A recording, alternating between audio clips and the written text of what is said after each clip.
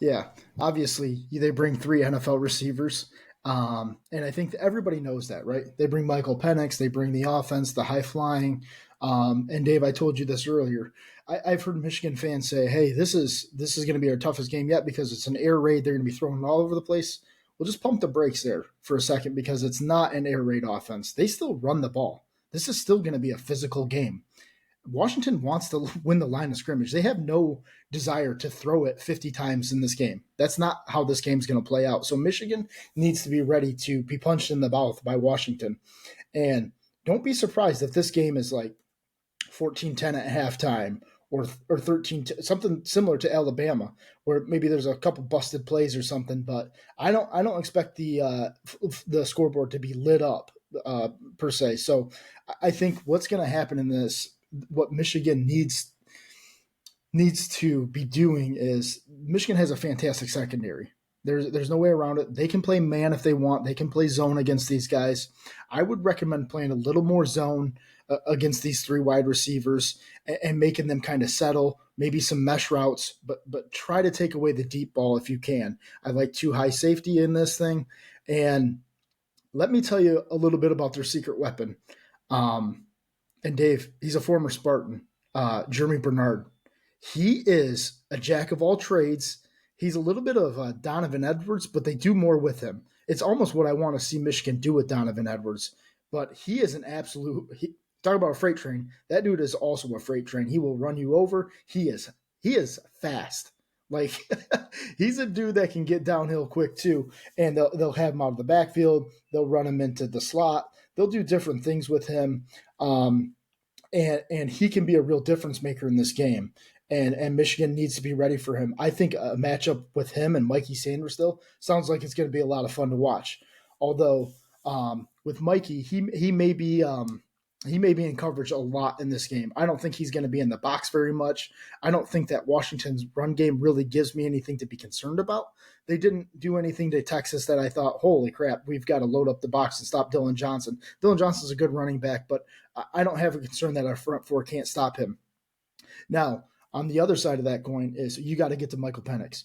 Now, you may not be able to sack him a ton. Nobody sacks him a ton, and that's okay.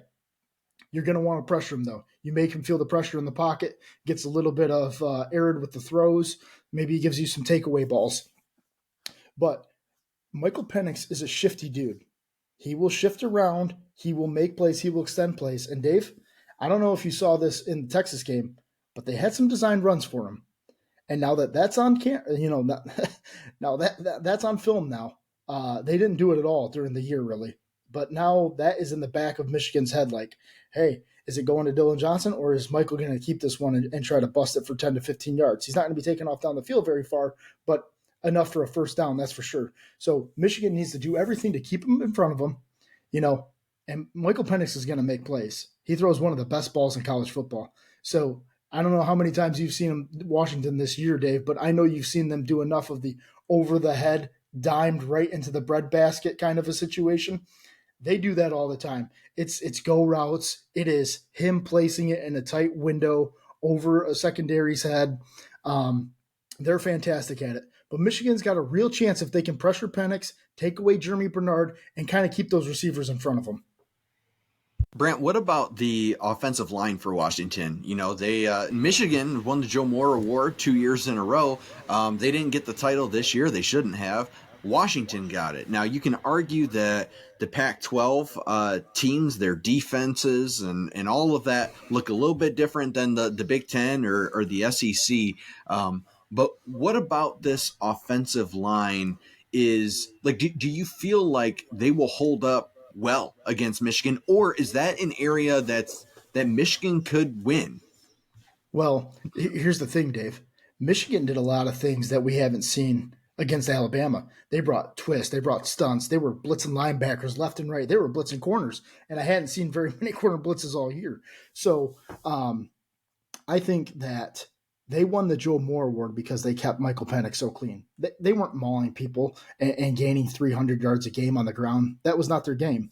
But if your quarterback only gets sacked less than 10 times in the year, that is a fantastic stat. I mean, Milrow got sacked 6 times on Monday night. So I think it's a testament to how well that Michael Penix is able to have pocket presence and be able to shift around in the pocket, and they build a beautiful pocket for him. It's Michigan's job to get those stunts, to get those blitzes, and get home on Michael Penix.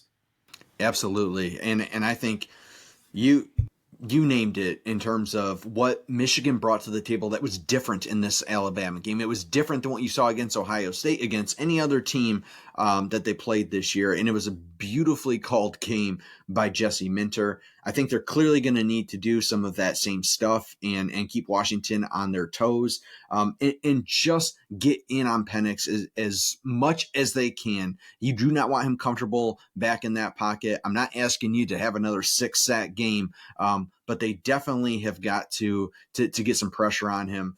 I think he throws the best ball in college football. And one thing I'll say about him is not that the Heisman Award matters for anything. I think he said it himself. It's about a national championship.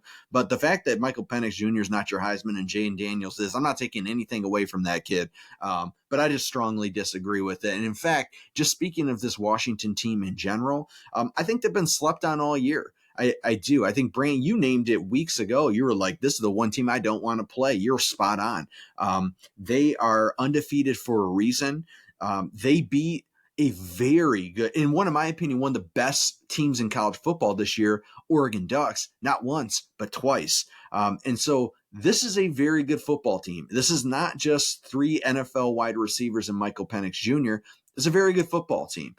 I want to flip on the other side of the ball and talk about Washington's defense, but really talking about Michigan's offense as well, and what you think will work against this defense. What would you like to see them do? Now, I don't think you have to do all the pre-snap candy stuff for Washington. I think you got to get, you got to get up and down the field through the tackles. I think that's where they're mostly weak at, and I don't think they want to play 4 quarters with Michigan like that. They don't want to get in the grind fest. They don't want to go into the bow constrictor that is Michigan. They're going to do everything that they can to avoid it. Washington's not going to want to go up and down pace in the entire game. That's not going to be their game. They're going to want to possess the ball too. They're going to want to run the football. They're going to want to do stuff like that too. What's interesting about this, Dave, is while Michigan has the advantage on the ground, I think they have a slight advantage in the air with the tight ends again. We didn't see Barner and Colston Loveland against Alabama at all, hardly did we? We saw some trick plays and stuff because Alabama's defense is really good. Like, that's probably a top 5 defense in the country. That's not Washington. Washington's like a top 50 defense in the country. I think there's going to be plays there to be had. I don't think JJ's got to force anything, but I think rhythm football is going to be huge for him. And I went back and I watched the game. I watched the Rose Bowl game twice already, Dave. And what I saw from JJ was he was locked in on his first read because he was getting happy feet. He wanted to be out of the pocket. He wanted to be on the move. If he were to sit in the pocket, he had mesh concepts all day against Alabama. He just wasn't throwing them, and they were wide open. I think you have to do that against Washington. I think you've got to take the easy stuff. Let guys be playmakers. Let Roman Wilson be a playmaker. Let Colson Loveland be a playmaker. Let Cornelius Johnson be a playmaker. And get the ball out, distribute it quickly, and Michigan needs to move the ball between the tackles. I don't want to see deep shots, really. I don't think we need all that. Like, that seems overly stressful for no reason. I think you're good enough with the guys that you got. And I want to quickly touch on the Washington defense. Washington defense has 2 players that really give me a little bit of concern. Braylon Trice, he was the defensive MVP against Texas. He's all over the place. He's a great linebacker. Defensive end combo guy. He's going to be on the edge. He's going to be playing. He's going to be dropping into coverage a little bit. He's a great player, but they're not beefy up front. I think we can handle those guys, and I think that the other kid that I like is the Muhammad kid. He plays corner for them. He had a great game against Texas. He did end up going down late, but if you watch that end of that Texas game, Dave, their secondary got exposed a little bit. And I don't think Washington's secondary is nearly what Michigan's secondary is. So when we talk about styles making fights, I think that you're going to get a defensive team against a really good offensive team and a really good offense against an average defense. Yeah, I want to see Michigan play their game as much as possible. I don't want to see a TCU type of game last year where just the wheels kind of come off and it's like, whoa, whoa, whoa. Now we are trying to keep up in this sprint race right now to put as many points up as possible. And I don't think it's going to be that game. You alluded to that earlier. But Michigan can't get down 14-0 early. They can't shoot themselves in the foot. They've got to play mistake-free football. Once again, I expect them to. What we saw against Alabama was uncharacteristic of this team, but they've got to cut down on that. They've got to be able to run the football. They ran the football really well against a very good Alabama defense. Blake Corum's going to get you 4 or 5 yards at a time. I'm totally comfortable with that. I agree, JJ. I don't need him to take some crazy shots down the field. Get in rhythm, complete your passes. If you throw for 190 yards and a touchdown, great. Let Blake Corum be your bread and butter. Get creative at times when you need to. I mean, you saw guys get involved. Samaj Morgan, I know he had the drop punt, but he was involved this last game. Tyler Morris made an absolutely outstanding play that was like out of left field. They may have some stuff up their sleeve. I still am wondering, like Alex Orji, every time he goes out there, it just seems so predictable with what they're trying to do. But I think maybe they have something dialed up.